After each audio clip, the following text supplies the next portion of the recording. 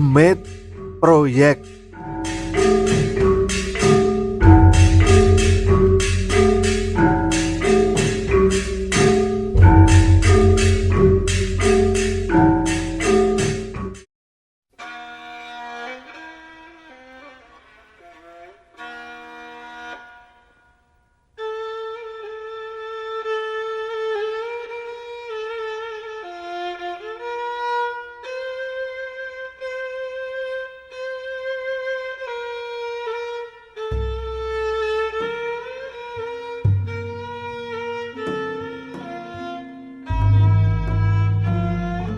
Apa kang arep tak critakake kanggo para maos iki? Cerita asli, dudu apus-apus apa dene rekodaya. Kaya acara TV kang bahas penampakan. Lelakon iki wayahe aku nyambut gawe ing proyek pertambangan. Dununge ing laladan pesisir Pasundan Kidul. Papanku nyambut gawe lan mes. Mung kira-kira 75 tekan 100 meter saka segara kidul kang kondang galak ombake. Rampung proyek bangun pabrik pengelolaan minyak sawit, dalan, kantor lan mes, uga taman hiburan ing sawijining perusahaan perkebunan kelapa sawit ing Kalimantan Timur kono. Aku pindah proyek ing tanah Pasundan. Alhamdulillah bisa balik ing tanah Jawa. Sakwise udakara 2 taun ing pedalaman Kaltim.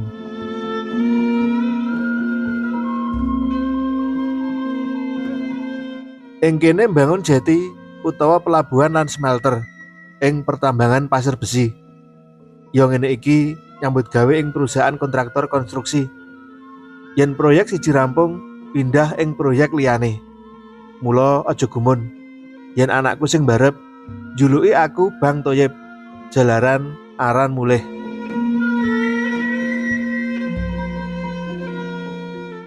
Tulung, tulung, ana sing cilaka. Sadenyu kecelakaan. Maman, kumaha etak teh? Ketiban pipa bor. Aku lagi ngukur kanggo area pemancangan tiang. Langsung jumbul keprungu ana sing cilaka ing tim pengeboran. Kang lagi ngebur ora adoh saka papanku. Alat teodolit langsung tak tinggal dak tumuju papan kacilakan. Si Maman pupune ketiban pipa bor. Kang gedene kira-kira sak kentole wong diwasa. Maman sambat ngarwara. Pupune abuh biru. Nuju mindah mesin bor menyang papan sijine. Wayahe ngusung rame-rame merusut lan nibani pupune Maman. Jare koncone liyane, pipa nibani kalem ning antep bobote. Pak Suluh supervisor drilling, gage nelpon sopir supaya nggawa Maman neng dokter paling cedhak. Ora nutut, Pak. Yen kudu neng dokter, iki wae adohe saka kene 20 km. Sambunge Deden. Yen mantri ana, puskesmas wae paling cedhak saka kene setengah jam perjalanan. Amarga adoh tur dalane rusak. Ya wis, ndang digawa mrono.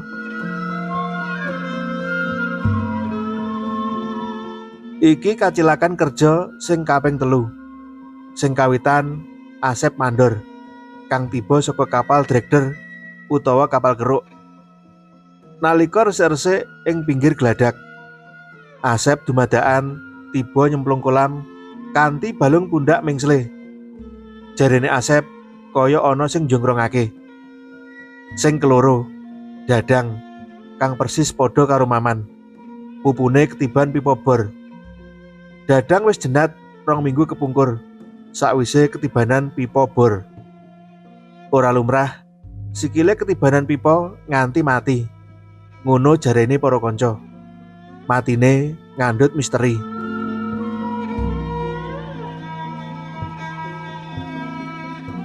Gene yo kowe sak kancamu ngrusak omahku, ha? Nuwun sewu, Panjenengan sinten, Mbah? Gek kapan kula ngrusak dalemipun panjenengan? Sinten? Cah gemblong, wis ngrusak omahku. Saiki etok-etok lali. Apa wis pikun kowe, ha? Saestu, Mbah. Kula mboten mudeng. Ngerti yo, kowe sak kancamu edan kabeh. Omahku mbok bor. Omahku jugruk. Anak putuku ora duwe omah saiki. Kowe kudu tanggung jawab. Yen ora bakal oleh piwalesku. Tulung.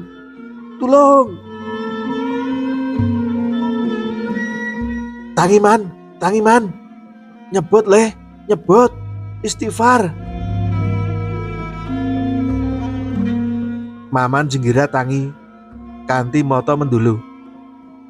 Lor kidul wetan kulon, dhuwur ngisor kamare disawang tajem. Kaya-kaya kudu ucul matane.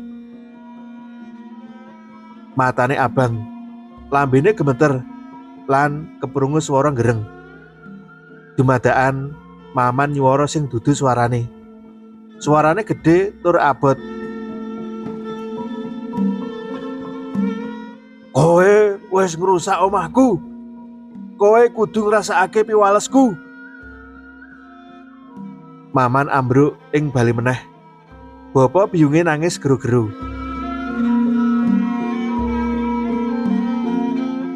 Wis 2 minggu sakwise ketiban pipa bor. Maman mung turu ing amben. Ngadeg wae ora bisa. Apa maneh mlaku. Wis mertombo ing ngendi-endi, panggah ora ana sudane larane. Persis kaya ceritane jenate Dadang. Maman pancen ora digawa menyang dokter. Jalaran papane adoh lan ora saben dina doktere ana. Tur kuwi kabeh butuh duit. Kamangka sing lagi golek duit saiki lagi dadi kembang amben. Yo si Maman kuwi. Nganti esuk iki jam 6. Sikile kiwa Maman lan sak perangan awak sisih kiwa. Nganti sirah sisih kiwa abuh. Jare biyunge wingi awan bubar disuntik karo Mantri Usman. Embuh disuntik apa? Bapa biyunge lan keluargane ngluruk ing perusahaan. Nodong tanggung jawab kanggo ragat penguburan. Kabeh kanca delek-delek. Persis kaya matine Dadang. Mari ketiban, Dadang kaya lumpuh. Blas ora bisa ngadeg nganti 2 minggu. Meh saben wengi ngimpi dipethuki pawongan tuwa nganggo klambi sarwa ireng. Mencak-mencak ngamuk. Kondo jare omahe wis dirusak. Pawongan tuwa kuwi kanthi swara kaya bledek ngincim bakal kirim piwales lan akhire Dadang nganti tumekaning pati.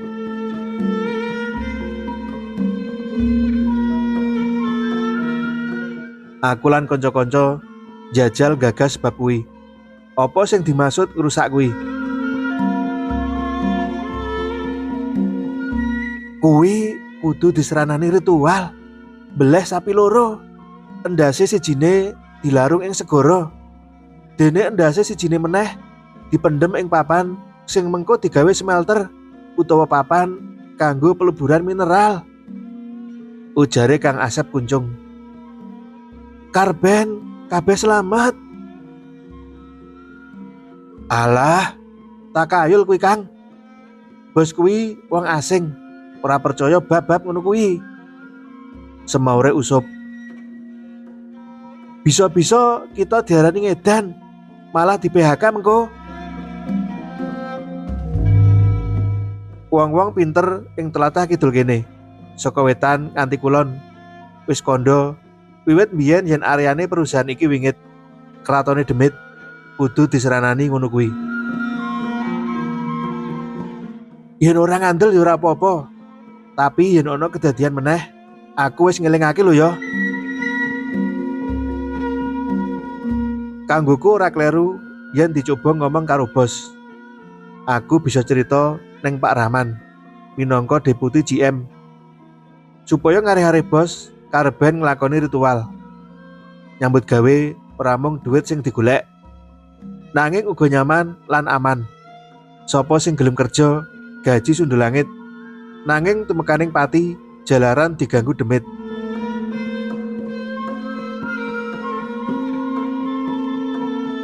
Bos muring-muring nalika lagi meeting. Kabeh wong kena semprot. Jeti utawa pelabuhan khusus sarta konveyor kudu enggal dadi akhir sasi iki supaya kapal tongkang bisa mlebu lan ngangkut material konsentrat kanggo diekspor. Wis setahun garap jeti kalebu konveyor, nanging seprono sprene durung dadi amarga akeh gangguan. Yo gangguan alam saka masyarakat kang ora sarujuk, LSM saka kutha kang lurug demo, lan gangguan saka alaming lelembut. Jebul bos ora sarujuk karo ide ritual mbleh sapi. Jarene ora masuk akal, ngawur, edan, lan pemborosan. Para maido pancen wong sing luwih njunjung dhuwur rasio. Kanca-kanca saka divisi alat berat nyambut gawe shift loro, wiwit jam 4 sore nganti 11 bengi. Ngebut jeti kudu ndang dadi. Sing mlaku eskavator 3, wheel loader 2, bulldozer 1. Senajan aku kuwi tukang ukur lan ora kalebu pegawai shift, ning aku melu solidaritas melek wengi ngancani kanca-kanca.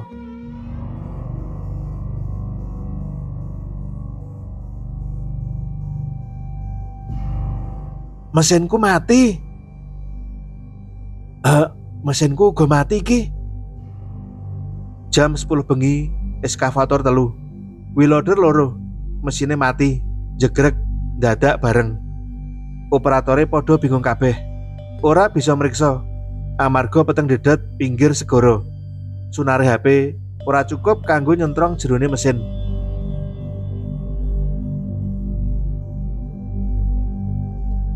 Lagi ibut groweng mesin rewel, dumadaan saka walik gumuk. Ana pawongan 3 marani para kanca operator.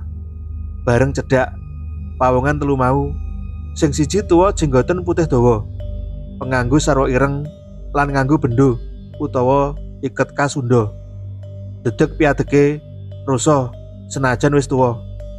Sing loro penganggone persis memper, mung luwih enom tur rupane sangar. Ondekno. Para kanca operator kelakep blangkemen tanpa bisa kumecap. Angin laut wengi iku kenceng banget lan jumeglure ombak nambah swasana gegirisi.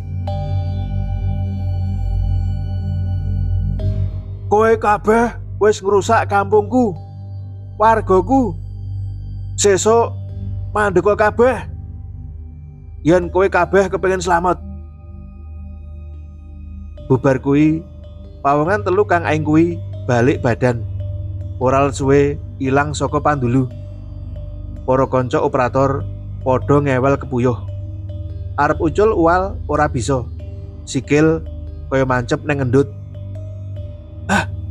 Apa kuwi mau? Kuwi demit. Ing kene demite akeh.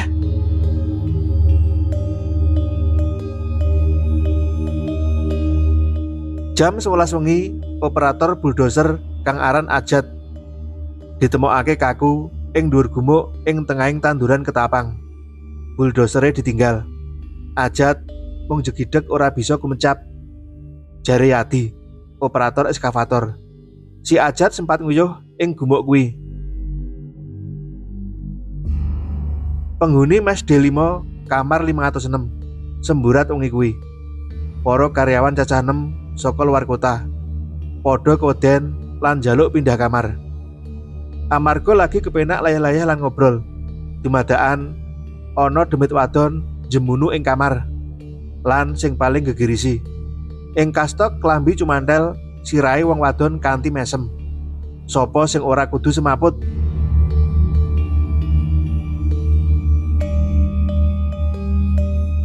Awan geger. Heri tukang las kang lagi ibut ngelas, dumadaan kejet-kejet lan kesurupan. Kancane padha bingung kabeh. bingung kudu piye nulungi. Heri tiba ngeblak, kejet-kejet lan ngomel ora karu-karuan. Matane abang lan swara sing metu saka lambene gedhe tur abot. Mandeka kabeh, yen ora kepengin cilaka kaya Dadang lan Maman. Heri bengok swara karo nggletak ing wedi. Siji mbaka siji, kowe kabeh bakal mati yen ora manut welingku. Kae wong sing ning jero kantor uga minggato kono. Baliya ning negaramu kono.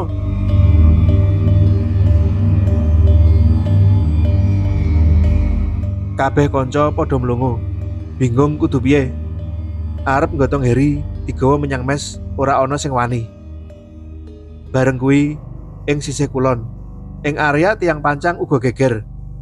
Sutisna asisten survei uga tiba ngeblak tanpa genah jalarane, banjur kesurupan. Persis kaya Heri, ngomel supaya kegiatan dalah panunjange kabeh dilereni. Jan, pegawean dina kuwi kacau. Kene ana sing kesurupan, kono kesurupan pisan.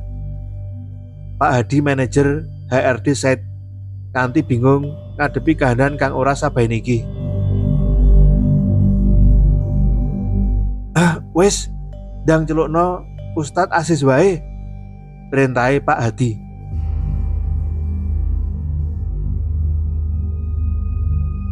Kanca-kanca padha njrantal nyusul Pak Ustadz Aziz, pengasuh pondok pesantren kondang sing papane ora adoh saka perusahaan. Ustadz Aziz pancen wis kulino nandangi lan aweh pitulungan kanggo babab kang kaya mangkene iki. Ora ana dalan liya kejaba manuta adat istiadat kene, ujare Ustadz Aziz sing bubar nambani Heri lan Sutisna. Neng sing utama, ayo dianakno pengajian ing area perusahaan. Nyuwun ing Gusti Kang Angkarya Jagat supaya kegiatan perusahaan bisa lumaku lancar. Kabeh karyawan lan wakil manajemen padha mantuk-mantuk sajak sarujuk.